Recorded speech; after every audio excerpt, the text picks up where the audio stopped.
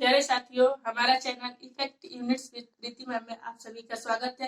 तो हम लोग संधि के बारे में पढ़े थे। तो संधि के बारे में हम लोग पढ़ रहे थे, तो हम आप लोगों से बताए थे कि संधि 3 प्रकार के होता है: स्वर संधि, व्यंजन संधि और विसर्ग संधि। तो स्वर संधि के बारे में हम आप लोग को बता दिए थे कि स्वर संधि का यूज हम कहाँ कहाँ करते हैं और ये कितने प्रकार का होता है। स्वर संधि 5 प्रकार के हम बताए थे: यड़ संधि, वृद्धि संधि, अयादि संधि, गुण संधि, ठीक है, और वृद्धि संधि। तो अब हम लोग पढ़ेंगे व्यंजन संधि। हम नेक्स्ट वीडियो में आप लोग को बना के अपलोड करेंगे। तो आज हम लोग पढ़ेंगे विसर्ग संधि, ठीक है, कि विसर्ग संधि आखिर होता क्या है और इसका यूज कहाँ पे है। तो आइए देखते हैं हम लोग विसर्ग संधि के बारे में। तो देखिए डियर स्टूडेंट, ये है हमारा विसर्ग संधि, यानी वर्ग के बाद किसी स्वर अथवा व्यंजन के आने से, यानी कोई भी वर्ग हो, ठीक है, उसके विसर्ग के बाद, यानी कोई भी विसर्ग शब्द हो उसके तुरंत बाद किसी स्वर अथवा व्यंजन के आने से विसर्ग में जो परिवर्तन होता है या जो विकार उत्पन्न होता है उसी को हम लोग क्या कहते हैं, विसर्ग संधि कहते हैं। यानी इसमें स्वर अथवा व्यंजन आता है और आने के तुरंत बाद उसमें क्या हो जाता है, परिवर्तन हो जाता है। तो आइए हम लोग देखिए यहाँ पे विसर्ग संधि। विसर्ग संधि में आधा सौ सौ सौ में परिवर्तन आता है। जैसे अगर जो जहाँ पे वर्ग का पहला और दूसरा अक्षर को छोड़कर जैसे च और छ आए तो वहां पे हम लोग सौ का प्रयोग करते हैं। जहाँ पे ट और स आए तो वहां पे हम लोग फगुआ स का प्रयोग करते हैं। जहाँ पे तो थ का प्रयोग दिखे वहां पे हम लोग सौ का प्रयोग करके विसर्ग संधि बनाते हैं। तो चलिए हम लोग एग्जाम्पल के माध्यम से देखते हैं कि विसर्ग संधि आखिर बनता कैसे है, क्योंकि इसमें आप लोग को थोड़ा सा बजने में दिक्कत होगा, क्योंकि ये बहुत ज्यादा क्वेश्चन क्या करता है, फंसा देता है। तो आइए इसके एग्जाम्पल के माध्यम से हम लोग समझते हैं विसर्ग संधि को। तो चलिए हम लोग इसका एग्जाम्पल देखते हैं। तो सबसे पहले एग्जाम्पल देखने से पहले हम आपको समझा देंगे कि जहाँ पे च विसर्ग और छ विसर्ग आए तो वहां पे हमेशा छोटा वाला स हो जाता है, और जहाँ पे ट और थ आए वहां पे पेट फरुआ स, और जहाँ पे त और थ आए वहां पे बड़ा वाला स क्या होता है, प्रयुक्त होता है। तो देखिए यहाँ पे जैसे आपका एग्जाम्पल है नी प्लस चय, ठीक है। तो नी प्लस चय यानी यहाँ पे च आया है, तो हम बताए थे जहाँ पे च आए वहां पे सौ का प्रयोग करते हैं और आधा सौ का प्रयोग करते हैं, ठीक है।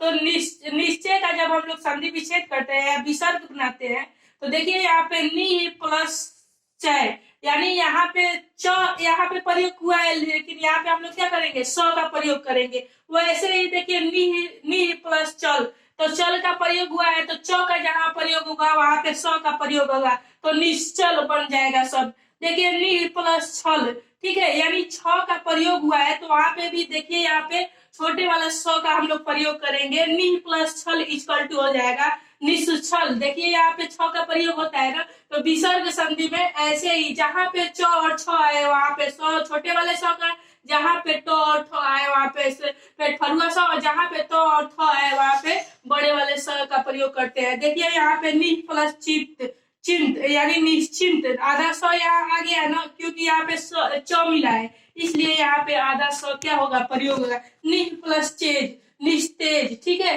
तो निह प्लस तेज, देखिए यहाँ पे तो आया है तो आया है तो यहाँ पे बड़े वाले स का हम लोग क्या छोटे वाले स का हम लोग क्या करेंगे, प्रयोग करेंगे। निह प्लस तेज इक्वल टू निस्तेज, ठीक है।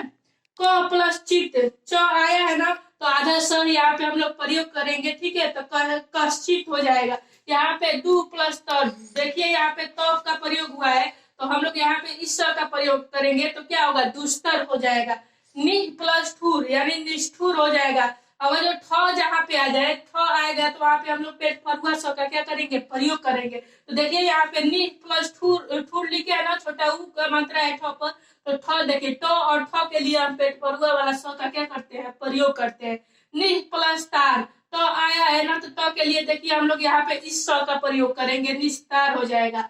दुह प्लस चरित्र यानी दुष्चरित्र, यानी च का प्रयोग हुआ है तो हम लोग शरीफा वाले स का क्या करेंगे, दुष्चरित्र में प्रयोग करेंगे।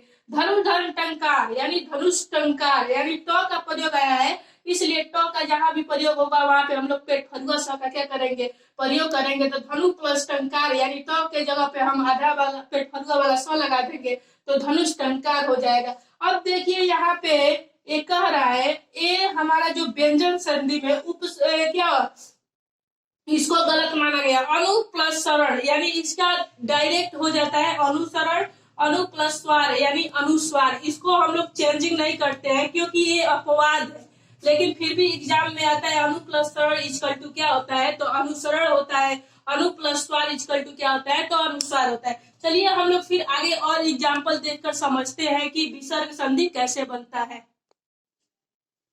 देखिए, जब विसर्ग में जब कोई परिवर्तन नहीं होता है तो कैसे हम लोग उसका संधि विच्छेद करते हैं। जैसे देखिए, दु प्लस शासन यानी दु प्लस शासन में स क्या होता है, एक बार और जुड़ जाता है जब उसका विसर्ग में जब चेंजिंग नहीं होती है यानी परिवर्तन नहीं होता है। देखिए यहाँ पे लिखे है दु प्लस शासन यानी आप उसको दु शासन लिख सकते हैं, यानी वही वर्ड फिर एक बार प्रयोग हो जाता है। और अगर जो वो भी वर्ड आता है और एक और शब्द के सो क्या करते हैं हम लोग जोड़ देते हैं। जैसे देखिए दुशासन, ठीक है, यानी इसमें कोई परिवर्तन विसर्ग में नहीं हो रहा है।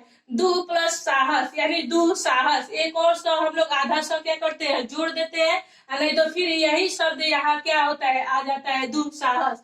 अब देखिए निसंकोच, ठीक है, निसंकोच विसर्ग में जब कोई परिवर्तन ना हो तो नि प्लस संकोच कर देते हैं, नहीं तो स में आधा स और क्या करते हैं जोड़ देते हैं तो निसंकोच हो जाएगा। ठीक है, यानी ऐसे अगर जो एग्जाम में आता है तो हम लोग दुशासन का आएगा तो अगर जो ए भी दिया रहेगा तो इसको भी टिक मारेंगे, अगर जो ए नहीं दिया होगा तो इसको भी क्या करेंगे टिक मार देंगे। अब देखिए निह प्लस संतान, ठीक है, तो निह संतान में अगर जो कोई विसर्ग में परिवर्तन नहीं होता है तो निह प्लस संतान लिख देते हैं, और ए अगर जो शब्द नहीं दिया होता है अगर ए दिया होगा तो आधा स और जोड़ के निह संतान हम लोग बना देंगे। नि प्लस संग यानी निसंग क्या कर देंगे, यही विसर्ग को क्या करेंगे हम लोग उतार देंगे। चलिए आइए इसका एक और टाइप है उसको भी देखते हैं। विसर्ग संधि का हमारा जो नेक्स्ट टाइप है वो टाइप है कि विसर्ग के बाद यदि क बाद पूछ रहा है, यानी विसर्ग के बाद यदि क ख अथवा प फ व्यंजन आए तो विसर्ग में कोई परिवर्तन नहीं होता है, नॉट चेंजिंग। ठीक है, यानी यदि विसर्ग के बाद क ख अथवा प फ व्यंजन आए तो विसर्ग में क्या होता है, कोई परिवर्तन नहीं होता है। जैसे आइए हम लोग देखते हैं रज प्लस कर्ण, ठीक है, यानी रज प्लस क यहाँ पे आया है ना, विसर्ग के बाद क्या आया है क आया है, तो यहाँ पे कोई चेंजिंग नहीं होगा, जैसे है वैसे ही हम लोग क्या करेंगे लिख देंगे। जैसे रज प्लस कर्ण यानी रज कर्ण हो जाएगा। ठीक है, पय पय प्लस पान यानी प है ना, तो प देखिए यहाँ पे हम बोले हैं व्यंजन है, इसका अगर जो विसर्ग आता है तो यहाँ प क्या होता है हमारा विसर्ग है, इसलिए पय पान में कोई चेंजिंग नहीं आएगा, जैसे कि तैसे हम लोग क्या करेंगे उतार लेंगे। अंत प्लस काल यहाँ पे तो क आया है ना, तो क एक विसर्ग है इसलिए इसमें भी कोई चेंजिंग नहीं होगा, अंतःकरण हम लोग क्या करेंगे लिख देंगे। प्रातः धन काल तो यहाँ पे क्या है आया है क यहाँ पे आया है, देखिए यदि क अथवा अथवा ख अथवा प फ आए व्यंजन में तो विसर्ग में कोई क आया है तो व्यंजन में कोई परिवर्तित नहीं होगा। ठीक है, वैसे ही हम प्रातः काल क्या करेंगे उतार देंगे। अंत प्लस करण क यहाँ पे आ गया है तो क्या विसर्ग में कोई चेंजिंग नहीं होगा, जैसे कि तैसे हम लोग क्या करेंगे यहाँ उतार देंगे तो अंतःकरण हो जाएगा। नेक्स्ट हमारा जो टाइप है वो कह रहा है यदि विसर्ग के पहले, यानी यहाँ पे विसर्ग के बाद बोला था और यहाँ पे विसर्ग के क्या कर रहा है पहले बोल रहा है। ठीक है, यानी पहले मतलब ये हमारा विसर्ग है, इसके बाद में यहाँ हम लोग पढ़े थे, अब यही विसर्ग के जस्ट पहले। ठीक है, ई छोटी छोटा ऊ स्वर हो तो विसर्ग का स हो जाता है। ठीक है, यानी ए वाला स क्या होता है विसर्ग में जुड़ जाता है। जैसे नी प्लस कपट, ठीक है, तो नी हमारा ये क्या है देखिए यहाँ पे छोटी ई है। ठीक है, विसर्ग के पहले छोटी ई आ जाए या छोटा ऊ आ जाए तो वही स्वर जो होता है वो विसर्ग के स में क्या होता है बदल जाता है।